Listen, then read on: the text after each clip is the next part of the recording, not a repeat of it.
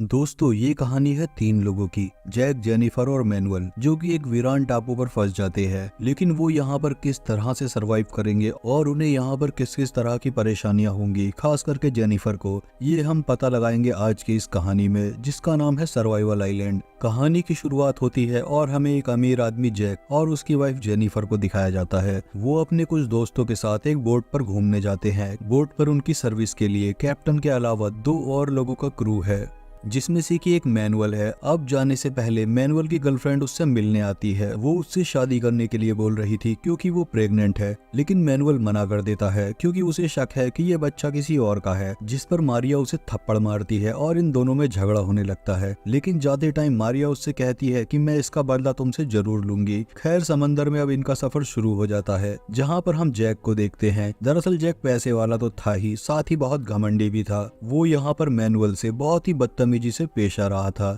इसलिए मैनुअल की उससे कुछ खास नहीं बन रही थी। वहीं दूसरी तरफ मारिया मैनुअल के फोटो पर कोई काला जादू कर रही थी। उसने उसकी एक गुड़िया भी बना रखी थी। वहीं दूसरी तरफ शिप पर जेनिफर और जैक इंटीमेट हो रहे थे, इसलिए बराबर वाले रूम में मैनुअल को उनके चीखने चिल्लाने की आवाजें साफ सुनाई दे रही थी। पहले तो वो इनसे परेशान होता है, लेकिन बाद में वो इसे एंजॉय करने लगता है और काफी एक्साइटेड भी हो जाता है। अब अगले दिन जैक मैनुअल को एक बार फिर से बुरा भला कहने लगता है और इन दोनों में बहसबाजी शुरू हो जाती है। ये देखकर कैप्टन मैनुअल को डांटता है और साथ ही उसे नौकरी से भी निकालने की धमकी देता है। ये सुनकर मैनुअल उसकी नौकरी छोड़ देता है और गुस्से में अपने रूम में चला जाता है। अब यहाँ से जाते वक्त वो अपना चश्मा और चाकू अपने साथ में ले लेता है और अपने रुमाल को वहीं पर फेंक देता है, जो कि सीधा गैस पर जाकर गिरता है, जिससे कि वहाँ पर आग लग जाती है। अब थोड़ी देर बाद आग बहुत ज्यादा बढ़ती है। यहाँ पर कैप्टन आग बुझाने की बहुत कोशिश करता है, लेकिन अब काफी देर हो चुकी थी और इसीलिए मजबूरी में सभी लोगों को यॉट को छोड़ना पड़ता है। और रात में जब ये लोग लाइव बोट पर होते हैं, तब एक बहुत ही तेज तूफान आता है, जिससे ये सब लोग अलग अलग हो जाते हैं। अब जेनिफर, मैनुअल और कैप्टन एक आइलैंड पर पहुंच जाते हैं, लेकिन जब ये लोग कैप्टन को ठीक से देखते हैं तो पाते हैं कि वो मर चुका था और अब सिर्फ ये दोनों ही आइलैंड पर थे। दरअसल मैनुअल के पास चश्मा और चाकू तो है, लेकिन उसे आग जलानी नहीं आती। अब ये दोनों मिलकर यहाँ पर एक झोपड़ी बनाते हैं और जेनिफर देखने में बहुत ही ज्यादा अट्रैक्टिव थी और पूरी तरह से जवान थी। टापू पर इन दोनों के अलावा और कोई भी नहीं था। ये दोनों ही सिर्फ यहाँ पर थे और आपस में कुछ भी कर सकते थे, लेकिन बावजूद इसके मैनुअल एक शरीफ आदमी था। वो जेनिफर के साथ कोई भी बदतमीजी नहीं करता। हालांकि किसी बात के चलते एक बार इन दोनों का काफी झगड़ा भी हो जाता है, लेकिन जेनिफर इससे नाराज नहीं होती, क्योंकि यहाँ सिर्फ मैनुअल ही है जो कि जेनिफर को खाना खिलाता है और इसलिए वो उसे नाराज नहीं करना चाहती। अब इसी तरह से 2 दिन बीत जाते हैं। अब अगले दिन मैनुअल मछली पकड़ने गया तो उसे वहाँ पर जैक दिखा। उसकी हालत काफी खराब थी, इसलिए ये दोनों मिलकर उसे बीच पर ले आते हैं। जेनिफर अपने हस्बैंड जैक को देखकर बहुत खुश होती है। खैर, अब इसके थोड़ी देर बाद मैनुअल और जेनिफर एक जगह बैठकर बातें कर रहे होते हैं। वो हंस रहे थे और बातें कर रहे थे। हालांकि जैक का स्वभाव, उसकी आदत तो शुरू से ही खराब। इन दोनों को इस तरह से बातें करते, आपस में हंसते मुस्कुराते हुए देख उसके दिमाग में ये चीज चलने लगती है कि जरूर इन दोनों का आपस में कुछ चल रहा है। अब दरअसल जैक के पास लाइटर है, इसलिए अब ये लोग यहाँ पर आग भी जलाने लगते हैं।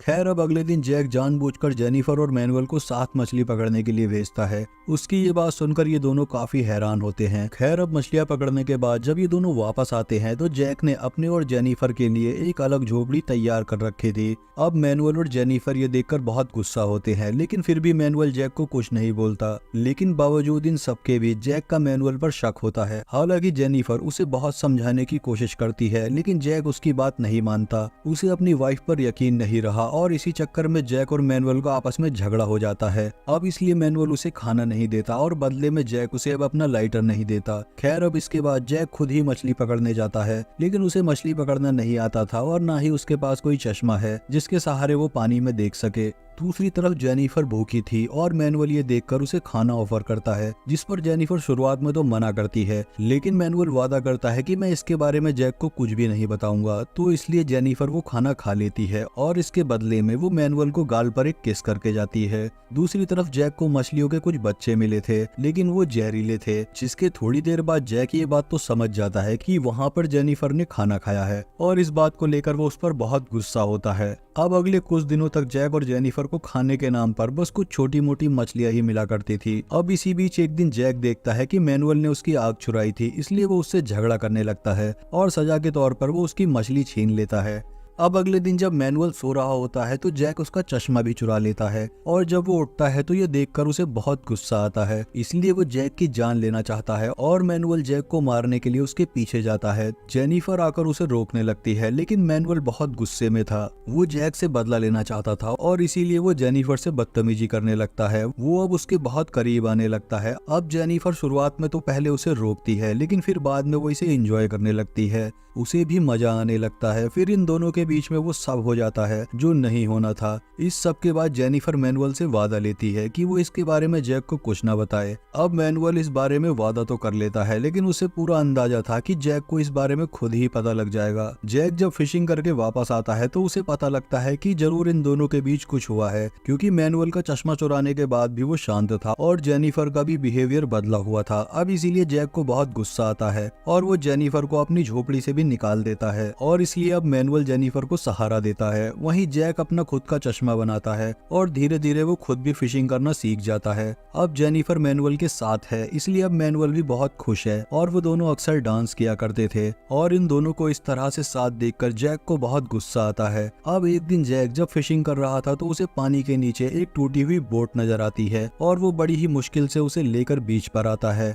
मैनुअल और जेनिफर उसकी मदद के लिए आते हैं, लेकिन अब वो इन दोनों की कोई मदद लेना नहीं चाहता। वो अकेले ही यहाँ से निकलना चाहता था। अब अगले पूरा दिन वो उस बोट को रिपेयर करने में लगा रहा और रात में मैनुअल और जेनिफर पानी में नहाने चले जाते हैं और पानी में ही फिर से इंटीमेट होने लगते हैं। जेनिफर मैनुअल से वो बोट चुराने को कहती है। वहीं जैक भी छुपकर इन्हें देख रहा था और उसने उनका ये प्लान भी सुन लिया था। अब अगले दिन जैक जानबूझकर अपनी बोट को यहीं पर छोड़कर फिशिंग करने चला जाता है। अब अच्छा मौका देखकर जैक और जेनिफर बोट को चुरा लेते हैं। जैक उन्हें रोकने की काफी झूठी कोशिश करता है और उनके काफी दूर जाने के बाद वो हंसने लगता है। दरअसल उसने उस बोट में छेद कर दिया था ताकि वो दोनों यहाँ से दूर जाकर डूबकर मर जाए। अब थोड़ी दूर आगे जाने पर उस बोट में पानी भरना शुरू हो जाता है। अब बोट में पानी भरता देख इन्हें जल्दी ही जैक का प्लान समझ आ जाता है। इधर आइलैंड पर जैक ने मैनुअल और जेनिफर की झोपड़ी को भी जला दिया था। खैर अब ये दोनों जब आइलैंड पर तैरकर वापस आते हैं तो जैक मैनुअल पर अटैक करके उसे घायल कर देता है। दरअसल मैनुअल बहुत ज्यादा तैरने की वजह से बहुत थक चुका था, इसलिए वो अपने लिए कुछ भी नहीं कर पा रहा था। लेकिन तभी वो जैक के मुंह पर एक पत्थर मारकर जंगल की तरफ अपनी जान बचाने के लिए भाग जाता है और अब जैक मैनुअल को मारने की तैयारी करने लगता है और वहीं पास में उसने जेनिफर को भी बांध रखा था। लेकिन तभी मैनुअल जंगल से आकर जैक पर अटैक कर देता है, लेकिन जैक मैनुअल पर भारी पड़ रहा था। वहीं जेनिफर किसी तरह से खुद को आजाद कर लेती है और इसलिए ये दोनों जैक का ध्यान भटकाकर वहां से भाग जाते हैं। अब मैनुअल को काफी तेज बुखार था, लेकिन वो गुस्से में था, वो जैक से लड़ना चाहता था। वहीं दूसरी तरफ हमें मैनुअल की उसी गर्लफ्रेंड को दिखाया जाता है। वो अपनी बनाई हुई जादुई गुड़िया पर काला जादू कर रही होती है और वहीं दूसरी तरफ जैक भी उन दोनों को मारने के लिए पूरे आइलैंड पर पागलों की तरह घूम रहा था